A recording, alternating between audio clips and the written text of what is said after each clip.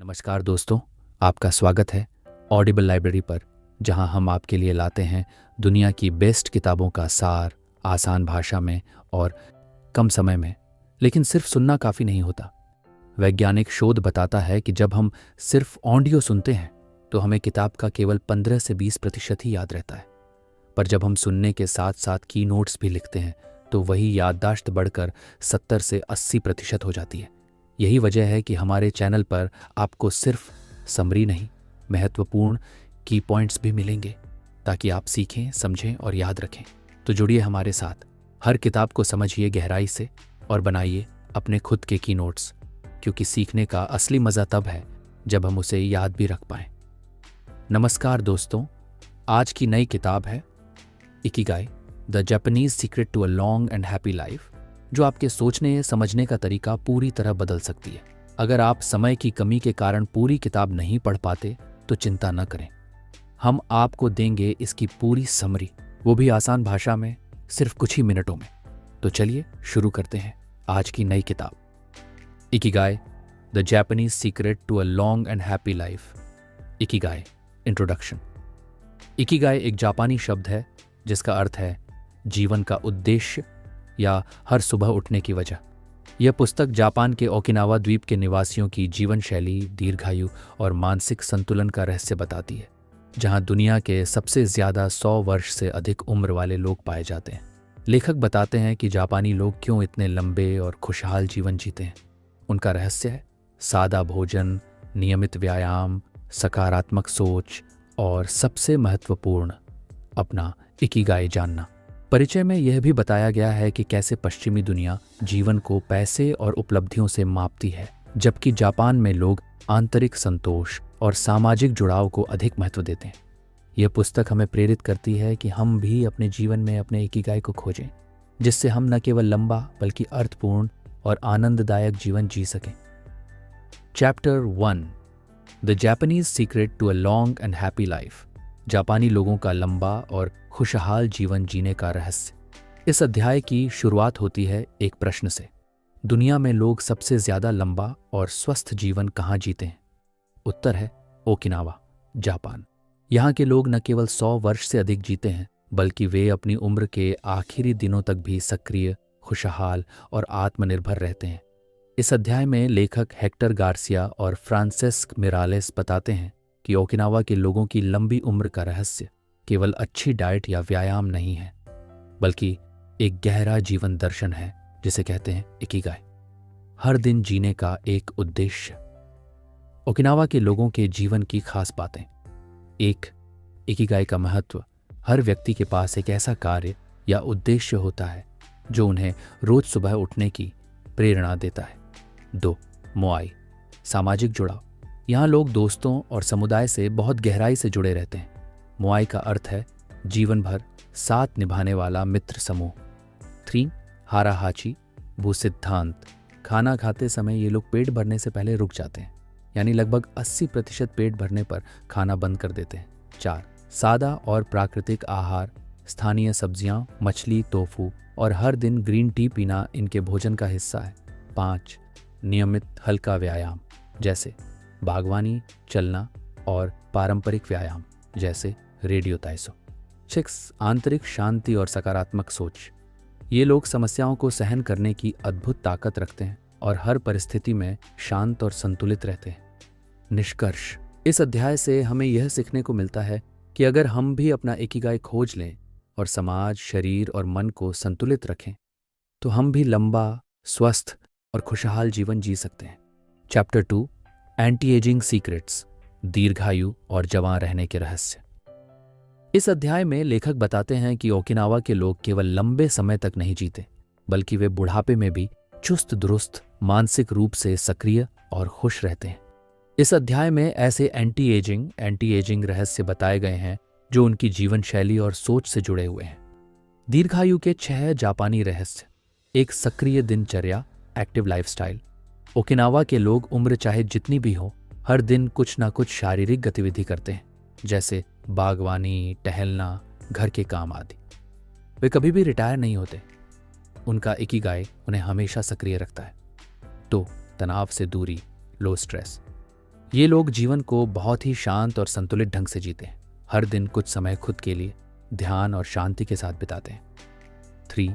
अच्छी नींद, restful sleep. Okinawa के लोग प्राकृतिक नींद चक्र को फॉलो करते हैं, यानी दिन में थकने के बाद जल्दी सोना और सुबह जल्दी उठना।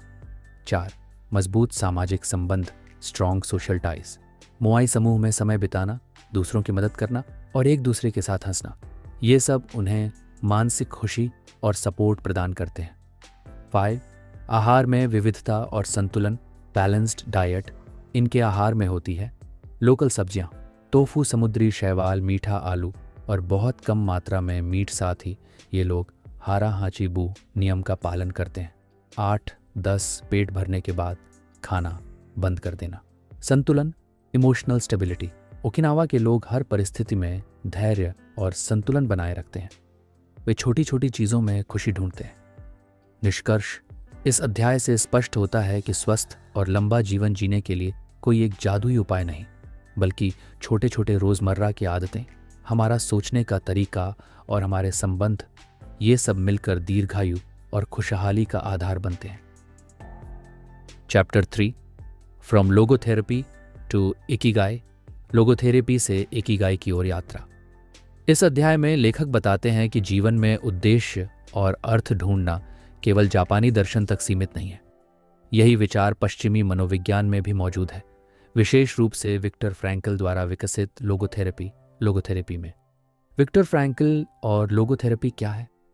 विक्टर फ्रैंकल एक ऑस्ट्रियन न्यूरोलॉजिस्ट और मनोचिकित्सक थे जिन्होंने लोगोथेरेपी की स्थापना की। उनका मानना था, जीवन में सबसे बड़ी प्रेरणा खुशी नहीं, बल्कि अर्थ, मीनिंग है। फ्रैंकल ने अपने विचारों को ऑश्विट्स जैसे कंसंट्रेशन कैंप में रहकर विकसित किया, जहां उन्होंने देखा कि वही लोग जीवित रहते हैं जो किसी उद्देश्य या आशा से जुड़े होते हैं। इकिगाई और लोगोथेरेपी के बीच समानता। दोनों ही दर्शन यह मानते हैं कि जीवन तभी साकार होता है जब उसमें कोई उद्देश्य हो। जब इंसान को लगता है कि उसका जीवन किसी मायने का है, तो वह कठिन से कठिन परिस्थितियों में भी टिक सकता है। इकिगाई जापानी संस्कृति का तरीका है लोगोथेरेपी की तरह जीवन में अर्थ खोजने का। उद्देश्य कैसे खोजें? फ्रैंकल के अनुसार जीवन का अर्थ हम 3 तरीकों से खोज सकते हैं। 1. रचनात्मक काम करके कुछ ऐसा जो हम खुद बनाएं या दुनिया को दें। 2. अनुभवों के माध्यम से प्रेम, कला, प्रकृति, दूसरों के साथ संबंध। 3. कष्ट सहकर भी दर्द या कठिनाइयों को एक उच्च उद्देश्य के लिए सहना। महत्वपूर्ण पंक्ति, He who has a why to live can bear almost anyhow। Friedrich Nietzsche, जिसके पास क्यों है जीने का, वह किसी भी कैसे को सह सकता है।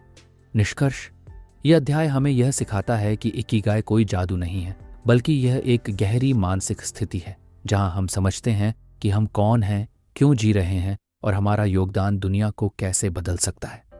इकिगाई और लोगोथेरेपी दोनों हमें आत्मिक शांति और मानसिक दृढ़ता की ओर ले जाते हैं। Chapter 4, find flow in everything you do. हर काम में फ्लो की स्थिति को महसूस करें।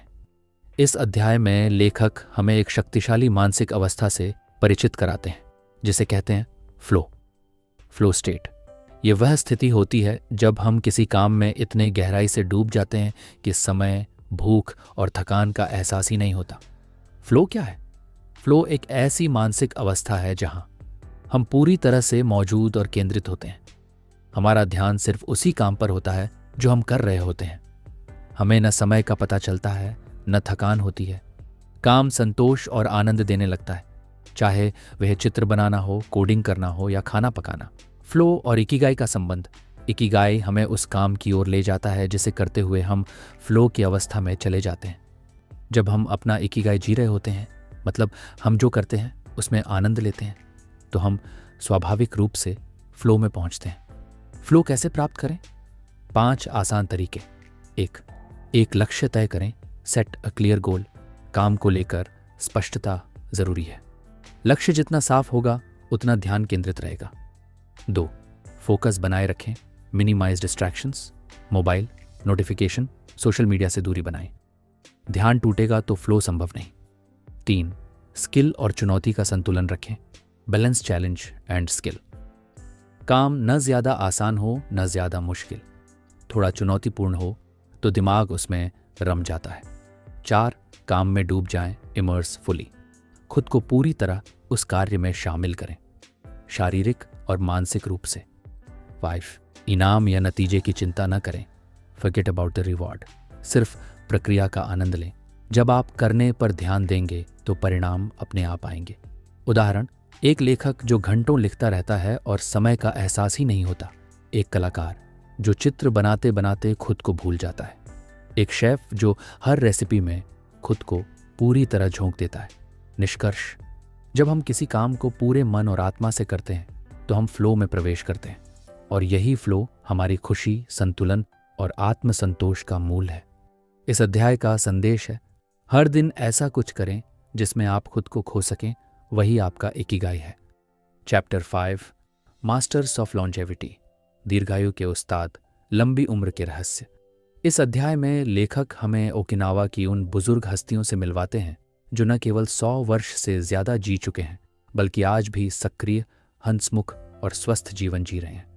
इन्हें लेखक कहते हैं मास्टर्स ऑफ लॉन्जेविटी, यानी दीर्घायु के उस्ताद। क्या खास है इन दीर्घायु लोगों में? लेखक ने कई ऐसे लोगों से साक्षात्कार किए जो 90 से ऊपर और 100 प्लस की उम्र में भी खेतों में काम करते हैं, सब्जियां उगाते हैं, टहलते हैं, दोस्तों से हंसी मजाक करते हैं और समाज के लिए योगदान करते हैं। इनके जीवन में एक खास बात गोंग टोंग है, इकिगाई। उनके जीवन के 6 रहस्य। 1 हर दिन व्यस्त रहना। वे कहते हैं अगर आप आराम करने लगते हैं तो आपका शरीर भी रुक जाता है। 2 मजबूत सामाजिक रिश्ते। ये बुजुर्ग रोज अपने दोस्तों से मिलते हैं, चाय पीते हैं, हंसी मजाक करते हैं। अकेलापन इनके जीवन में नहीं है। 3 आसान और सादा भोजन, सब्जियां, टोफू, ग्रीन टी और कम मात्रा में खाना, हारा हचीबू। 4 ध्यान और शांति। ये लोग हर दिन कुछ समय खुद के साथ बिताते हैं, ध्यान, प्रार्थना या बागवानी करते हैं। 5 उम्र को लेकर सोच। उनके लिए उम्र सिर्फ एक संख्या है, वे कभी खुद को बूढ़ा नहीं मानते। 6 जीवन का उद्देश्य, इकिगाई। वे हर दिन एक मकसद के साथ जीते हैं, चाहे वो दूसरों की मदद करना हो या सिर्फ पौधों की देखभाल। कुछ प्रेरणादायक बातें इन बुजुर्गों से। मैं हर सुबह इस सोच के साथ उठता हूं कि आज मैं कुछ अच्छा करूंगा। मैं 102 साल का हूं, लेकिन जब तक शरीर साथ दे रहा है मैं खेत में काम करता रहूंगा। निष्कर्ष, यह अध्याय हमें सिखाता है कि लंबा जीवन सिर्फ भाग्य नहीं है, बल्कि यह जीवन शैली, सोच, आदतों और उद्देश्य का परिणाम है। अगर हम भी इन गुणों को अपनाएं तो हम सिर्फ ज्यादा दिन नहीं, बेहतर दिन जी सकते हैं। Chapter 6 stay connected with community and keep moving. When moai, power of social circles. Okinawa के लोग मोआई नामक समूहों में जुड़े रहते हैं। ये छोटे सामाजिक समूह जीवन भर साथ रहते हैं, एक दूसरे की आर्थिक, भावनात्मक और सामाजिक मदद करते हैं। अकेलापन मौत की ओर ले जाता है, जबकि सामाजिक जुड़ाव आयु को बढ़ाता है। सीख, रोज किसी से मिलना, बातचीत करना, सामाजिक रूप से सक्रिय रहना इकिगाई को मजबूत करता है। Do, gentle daily movement. Okinawa के बुजुर्ग लोग जिम नहीं जाते, लेकिन वे दिन भर सक्रिय रहते हैं, जैसे बागवानी, खाना बनाना, टहलना, जमीन पर बैठना उठना। इनकी जीवन शैली में स्वाभाविक गतिविधि भरी होती है। सीख, रोज हल्का फुल्का चलना, शरीर को सक्रिय रखना, यही असली फिटनेस है। 3 कॉन्टिन्यूटी ब्रिंग्स मीनिंग।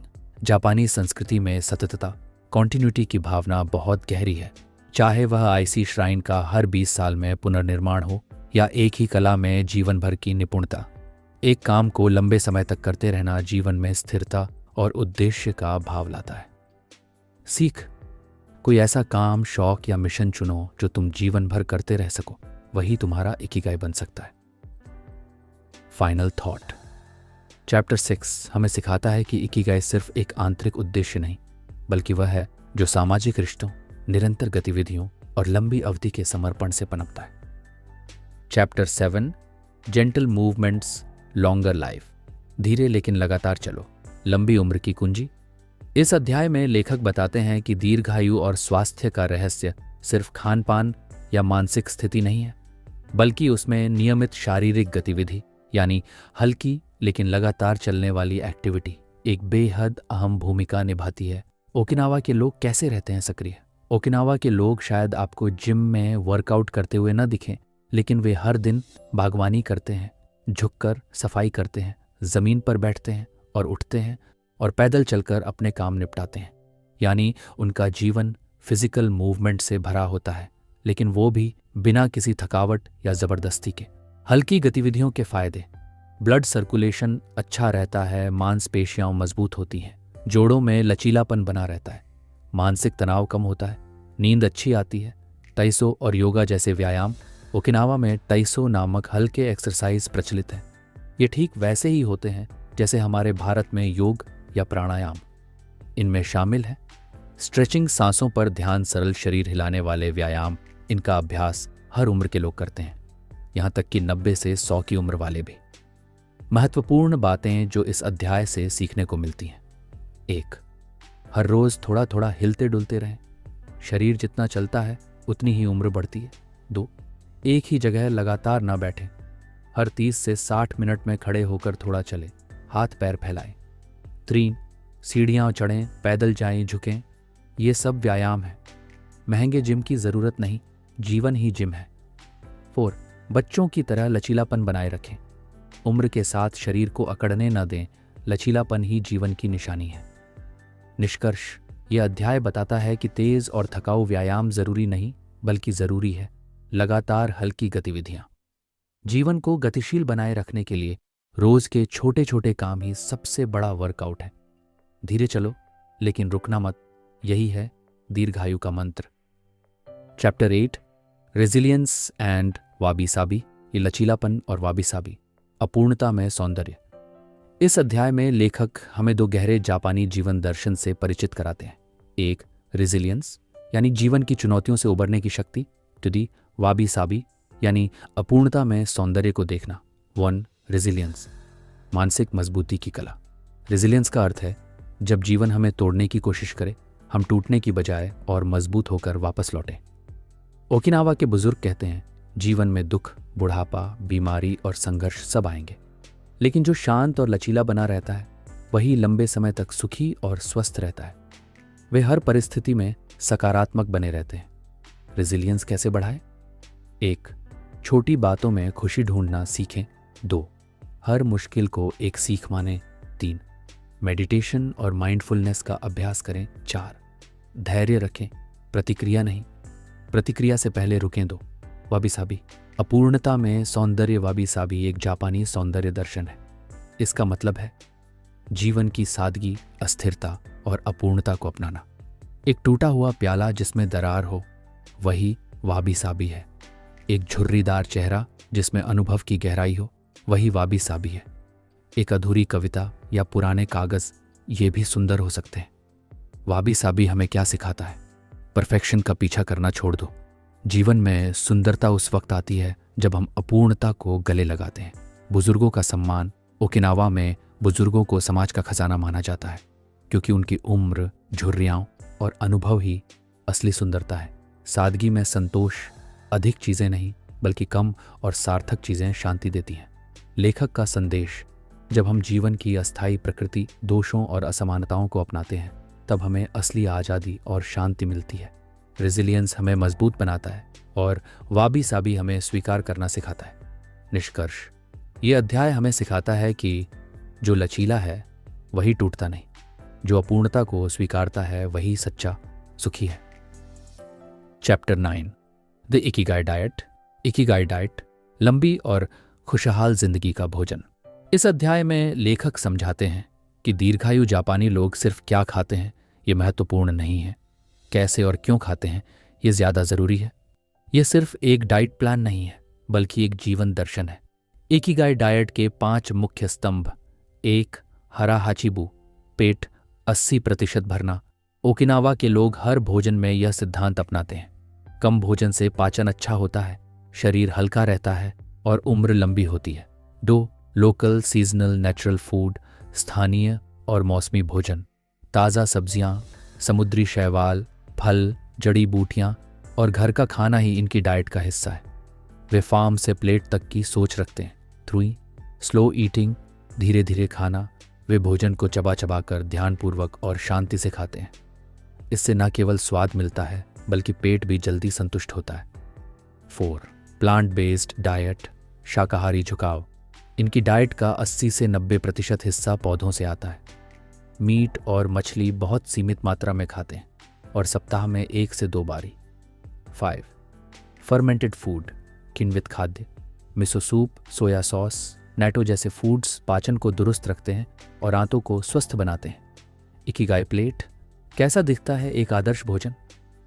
भोजन का भाग उदाहरण: मुख्य ब्राउन राइस या मीठा आलू प्रोटीन टोफू, सोया प्रोडक्ट्स सब्जियां, मौसमी हरी सब्जियां, समुद्री शैवाल पेय ग्रीन टी या हर्बल टी स्पेशल, कभी कभी मछली। खास त्योहार पर हल्की मिठाई। डाइट का मन से संबंध। इकिगाई डाइट सिर्फ शरीर के लिए नहीं बल्कि मन और आत्मा के लिए भी है। भोजन के दौरान ध्यानपूर्वक खाना, माइंडफुल ईटिंग, कृतज्ञता व्यक्त करना, ग्रैटिट्यूड, बातचीत और सामूहिकता को बढ़ावा देना। निष्कर्ष: इकिगाई डाइट हमें सिखाती है कि कम खाएं लेकिन पोषक खाएं, धीरे खाएं, पूरे ध्यान से खाएं। खाना सिर्फ जरूरत नहीं, जीवन का एक पवित्र अनुभव है। भोजन को दवा की तरह लो ताकि दवा को भोजन की तरह न लेना पड़े। Chapter 10, little things that add up to a long and happy life. छोटी छोटी आदतें जो जोड़कर बनाती हैं लंबा और सुखद जीवन। इस अध्याय में लेखक बताते हैं कि दीर्घायु और खुशहाल जीवन के लिए जरूरी नहीं कि आप कोई बड़ी क्रांति करें, बल्कि रोजमर्रा की छोटी लेकिन सकारात्मक आदतें समय के साथ मिलकर एक बड़ा असर पैदा करती हैं। छोटे कदमों से बड़ा जीवन बनता है। रोज की दिनचर्या में शामिल की जाने वाली छोटी आदतें: 1. सुबह जल्दी उठना। ओकिनावा के लोग सूरज के साथ उठते हैं, कुछ समय ध्यान, चाय या हल्की स्ट्रेचिंग में लगाते हैं। 2. हर दिन कुछ नया सीखना। उम्र चाहे कोई भी हो, दिमाग को सक्रिय रखने के लिए नई चीजें सीखना जरूरी है। किताबें पढ़ना, बातें करना, नई कला सीखना। 3. बागवानी और प्रकृति से जुड़ाव। वे पौधे लगाते हैं, उन्हें पानी देते हैं। इससे मानसिक शांति और शारीरिक गतिविधि दोनों मिलती है। 4. दूसरों की मदद करना, कार्मा। समाज से जुड़ाव, दूसरों की सेवा और रिश्तों में अपनापन, यही मन की सच्ची तृप्ति है। 5. आभार प्रकट करना, ग्रैटिट्यूड। दिन की शुरुआत और अंत में धन्यवाद कहना। ये आदत आपको अंदर से शांत और संतुलित बनाती है। छोटी छोटी खुशियां, बड़ा संतोष। 1 कप चाय की सुकून, बच्चों की हंसी, शाम की हवा, किसी दोस्त के साथ 10 मिनट की बातचीत, मनपसंद किताब का एक पन्ना। ये सारी चीजें छोटी हैं, लेकिन अगर आप इन्हें रोज अनुभव करें तो जीवन अपने आप सुंदर लगने लगता है। प्रेरणादायक वाक्य: यदि आप हर दिन को सार्थक बना सकते हैं तो जीवन अपने आप महान बन जाएगा। निष्कर्ष: यह अध्याय हमें सिखाता है कि बड़ा जीवन छोटी आदतों से बनता है। खुशियां दूर नहीं, आपके रोज के अनुभवों में छुपी हैं। इकिगाई कोई लक्ष्य नहीं बल्कि जीने का तरीका है, हर दिन थोड़ा थोड़ा। अंतिम अध्याय: जापान के 100 साला बुजुर्गों से सीखें लंबा और अर्थपूर्ण जीवन जीने के सूत्र। इस अंतिम अध्याय में लेखक हमें जापान के उन लोगों की जीवन शैली से परिचित कराते हैं जो 100 साल या उससे भी ज्यादा जिए हैं, और वह भी स्वस्थ, सक्रिय और खुशहाल तरीके से। इन बुजुर्गों के अनुभवों से हमें इकिगाई को जीवन में लागू करने के व्यावहारिक सूत्र मिलते हैं। क्या है इनकी खासियत? उम्र भले ही 100+ है, लेकिन शरीर स्वस्थ, मन प्रसन्न, दिनचर्या सक्रिय, जीवन के प्रति उत्साह बरकरार। इकिगाई सेंटिनारियंस के 10 जीवन सूत्र: 1. हमेशा व्यस्त रहो लेकिन तनाव में नहीं। मन को रचनात्मक कार्यों में लगाए रखो लेकिन बिना भाग दौड़ के। 2. धीरे धीरे और ध्यान से जियो, फास्ट लाइफ नहीं, माइंडफुल लाइफ जियो। 3. हमेशा मुस्कुराओ, जीवन की कठिनाइयों में भी मुस्कान बनाए रखो, ये उम्र को धीमा कर देती है। 4. दोस्ती निभाओ, अकेले मत रहो। सामाजिक जुड़ाव, दोस्तों और परिवार से संवाद, यह मानसिक और भावनात्मक सेहत के लिए अमूल्य है। 5. प्रकृति के साथ जुड़ाव रखो, पेड़ पौधों, सूरज, ताजगी, इनसे हर दिन थोड़ा समय जरूर बिताओ। 6. कृतज्ञ रहो, शिकायत न करो, हर चीज के लिए धन्यवाद करो, जीवन के अच्छे और बुरे दोनों पक्षों के लिए। 7. न रिटायर हो न ठहरो, जीवन भर कुछ न कुछ करते रहो, छोटा ही सही लेकिन सक्रिय रहो। 8. पेट 80% भरकर खाओ, हारा हाची बू को जीवन का नियम बनाओ। 9. खुद के लिए जियो लेकिन दूसरों को प्रेरणा दो, जीवन का अर्थ सिर्फ खुद की खुशी नहीं, समाज के लिए योगदान देना भी है। 10. अपने इकिगाई को खोजो और उसका पालन करो। वही कारण ढूंढो जिसके लिए तुम हर सुबह उठने को तैयार हो। निष्कर्ष, इकिगाई का रास्ता छोटा लेकिन स्थायी है। छोटे छोटे अच्छे काम, एक अच्छा दिल और एक स्पष्ट उद्देश्य, यही है जापान के दीर्घायु लोगों की असली संपत्ति।